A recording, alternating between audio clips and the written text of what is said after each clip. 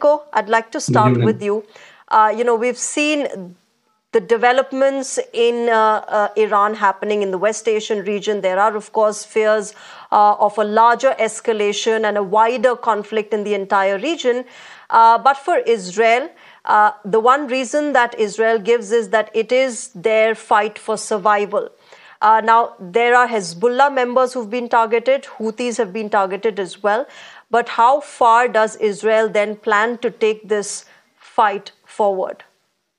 Yeah, I think it's very important to emphasize and to show that Israel is fighting for 1 year. For 1 year, Israel is fighting against 7 frontiers.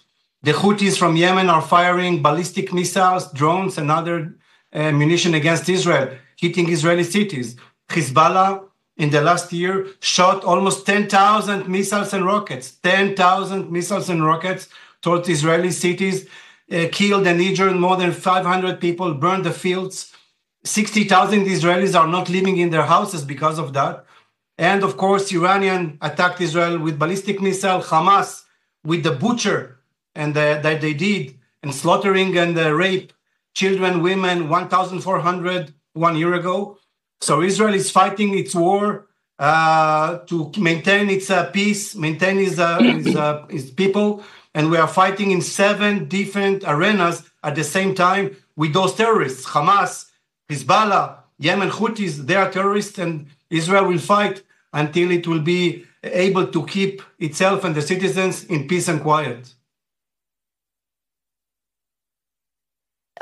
One of the arguments that your Prime Minister, Dr. Pinko, gives is that we will fight and Israel will fight until every Hezbollah and Houthi member is dead. But the fact of the matter is that, today we are seeing the top leadership of Hezbollah eliminated by Israeli forces. Tomorrow we'll see a new set of leadership being propped up, being trained to fight against Israel. When will this end?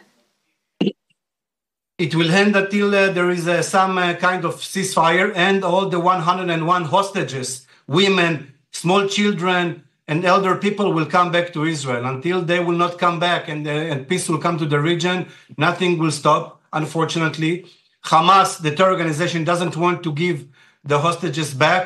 And you stated a very important thing, that they are replacing their leadership because everything is being driven by Iran. Iran is the head of these monstrous terror organizations, and until there will be no, some kind of shutting down Iran, this will continue, unfortunately.